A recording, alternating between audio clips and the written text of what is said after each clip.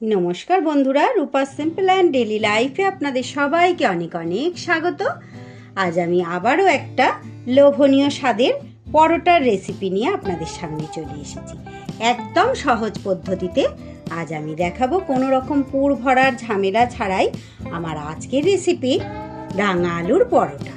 পুর না ভরেই কী করে এত সুন্দর লোভনীয় পরোটার রেসিপি তৈরি করা যায় সেটাই আপনাদের সাথে শেয়ার করছি। এই পরোটা কিন্তু কোনো রকম তরকারির প্রয়োজন হবে না, আচার সস কোনো কিছুর প্রয়োজন হবে না। চাইলে আপনারা ওই ধরনের যে কোনো জিনিসের সাথে খেতেই পারেন, কিন্তু আমি যেভাবে তৈরি করেছি শুধুই এটা কিন্তু খাওয়া যাবে। আমার নতুন পুরনো সব বন্ধুরা যারা প্রত্যেক দিন আমার ভিডিও দেখেন তাদের সবাইকে অনেক অনেক ভালোবাসা জানিয়ে আমি আজকের রেসিপি শুরু করছি। আশা করছি অন্য দিনের মতো আজও আপনাদের খুব ভালো লাগবে, তাহলে সঙ্গে থেকে দেখে নিন। চলুন শুরু করা যাক আজকের রেসিপি। কোনো রকম পুর ভরার ঝামেলা ছাড়াই রাঙা আলুর চৌকো পরোটা। সবার প্রথমে গ্যাসে আমি একটা প্যান বসিয়ে দিয়েছি। এর মধ্যে নিয়ে নিয়েছি 1 চা চামচ গোটা ধনে, 1 চা চামচ মৌরি, আর 1 চা চামচ হচ্ছে জিরে, আর 2টো শুকনো লঙ্কা। এটা আমি একটু শুকনো খোলায় নেড়ে গরম করে নিয়ে ঠান্ডা করে গুঁড়ো করে নেব। মশলাটা আমি গুঁড়ো করে নিয়েছি। এইবার এখানে নিয়ে নিয়েছি আমি 4টে রাঙা আলু বা মিষ্টি আলু। 3টে সিটি মেরে প্রেসার কুকারে এটা আমি সুন্দর করে সিদ্ধ করে নিয়েছি। এবার এই রাঙা আলুটা আমি হাতের সাহায্যে খুব ভালো করে মেখে নেব। এটা আপনারা চাইলে গ্রেটারে গ্রেট করেও নিতে পারেন, আবার ম্যাশারের সাহায্যে ম্যাশও করে নিতে পারেন। যেহেতু এটা আমি পুর ভরা বা বেলার এসব ঝামেলায় যাব না, তাই আমি কিন্তু হাতেই এটা মেখে নিচ্ছি। একটু আধটু কোনো রকম খিঁচ থাকলেও কোনো অসুবিধা হবে না। আর খুব ভালো করে এটা সিদ্ধ করা আছে, একদম নরম করেই কিন্তু এটা একদম মিহিভাবেই এটা মাখা হয়ে গেল, কোনো রকম খিঁচ না রেখে। এবার এটার মধ্যে কিছু উপকরণ আমি মিশিয়ে নেব। ভাজা মশলার অর্ধেকটা দিলাম আমি, পুরোটা দিলাম না। আর দিয়ে দেব পরিমাণ মতো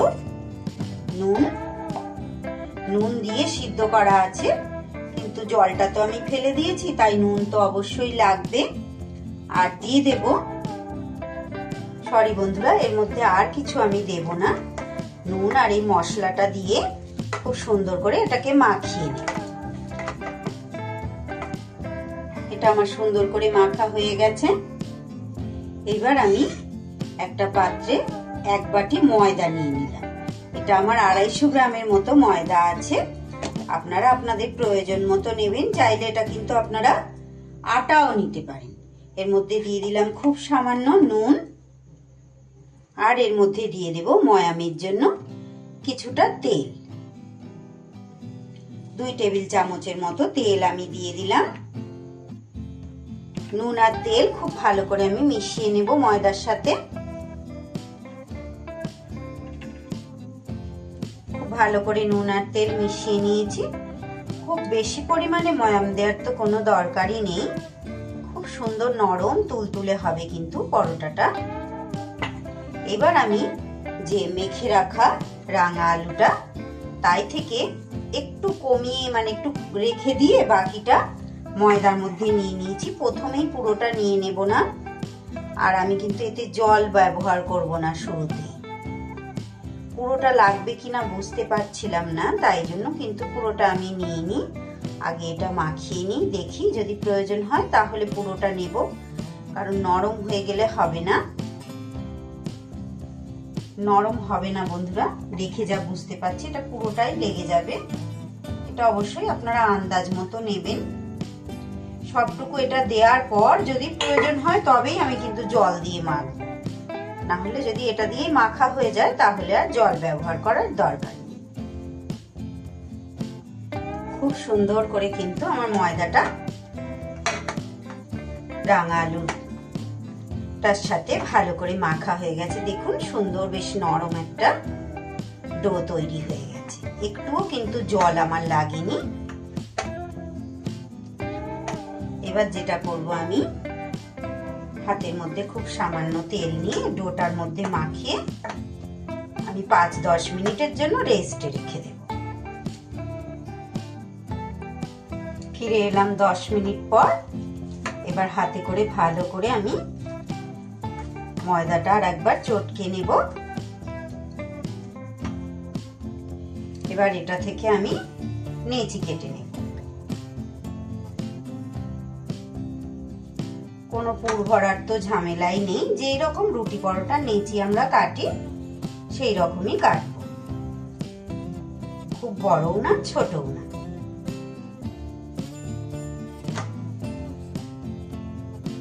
নেচি কেটে সবগুলো কিন্তু আমি এরকম গোল করে নিয়েছি হাতের সাহায্যে। এবার আমি একটা একটা নেচি নিয়ে ময়দা দিয়ে এটাকে বেলবো। আপনারা চাইলে কিন্তু তেল দিয়েও বেলতে পারেন, আমি কিন্তু ময়দা দিয়ে বেলবো। আর একটা কথা, হ্যাঁ বন্ধুরা, যেটা বলার, আমি যেমন কোনো রকম পুর ভরার ঝামেলা না রেখেই, সবসময়ই তো আমাদের পুর ভেড়ে করতে ভালো লাগে না, এক এক সময় একটু ঝামেলাবিহীন করতেও আমাদের ভালো লাগে, সেই জন্য পুরটা আমি ভরলাম না। যদি আপনারা চান পুরটা ভরেও করতে পারেন, সেই ক্ষেত্রে কিন্তু পুরটা কড়ায় নেড়ে আর একটু আপনাদের জল ভাবটা টানিয়ে নিতে হবে, নিয়ে তারপরে পুর ভরতে হবে।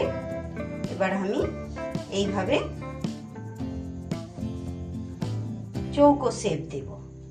আপনারা গোল, তেকোনা, যে কোনো শেপেরই বেলতে পারেন। আমি কিন্তু এইভাবে চৌকো শেপ দেব। এটা চৌকো শেপ দিয়ে বেলে নেব, দেখতে ভালো হওয়ার জন্য, আর কিছুই না।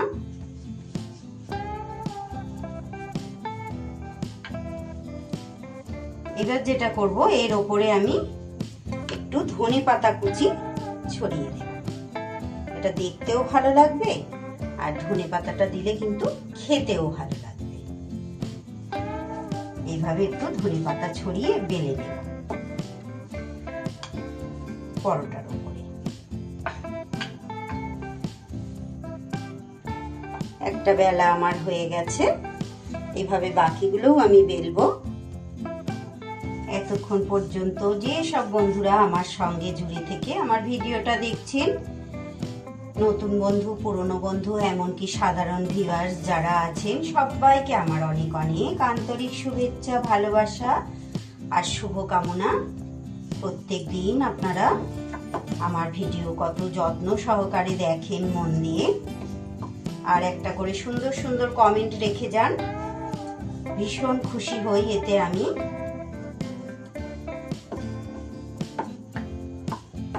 আজকে রেসিপিও কেমন লাগছে অবশ্যই অন্য দিনের মতো একটা কমেন্ট করে আমাকে জানাবেন। এইবার গ্যাসে আমি কিন্তু তাওয়া বসিয়ে দিয়েছি। তাওয়া গরম হলে দিয়ে দেব পরোটা। এক পিঠ সেঁকা হলে আর এক পিঠ সেঁকে নেব।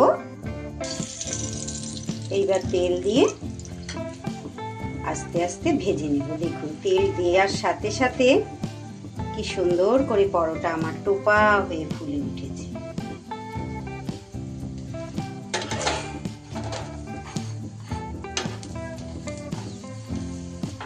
আজও কিন্তু একদম সহজ পদ্ধতিতে একটা খুব সুন্দর লোভনীয় পরোটার রেসিপি আপনাদের সাথে শেয়ার করলাম বন্ধুরা।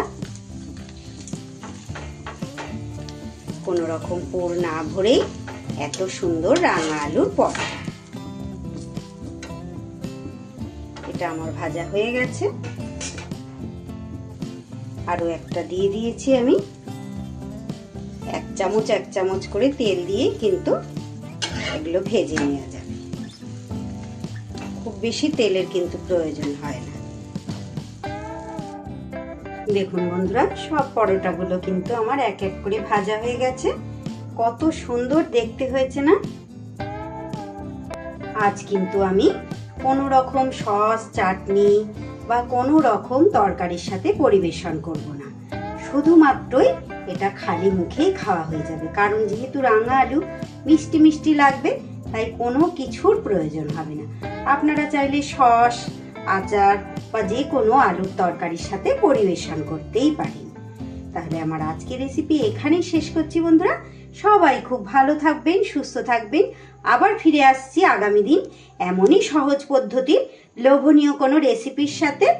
এতটা সময় আমার সঙ্গে জুড়ে থাকার জন্য আমার সমস্ত বন্ধুদের অনেক অনেক ভালোবাসা, অনেক শুভেচ্ছা, অনেক শুভকামনা। আজ তাহলে আসি, আবার ফিরে আসছি আগামী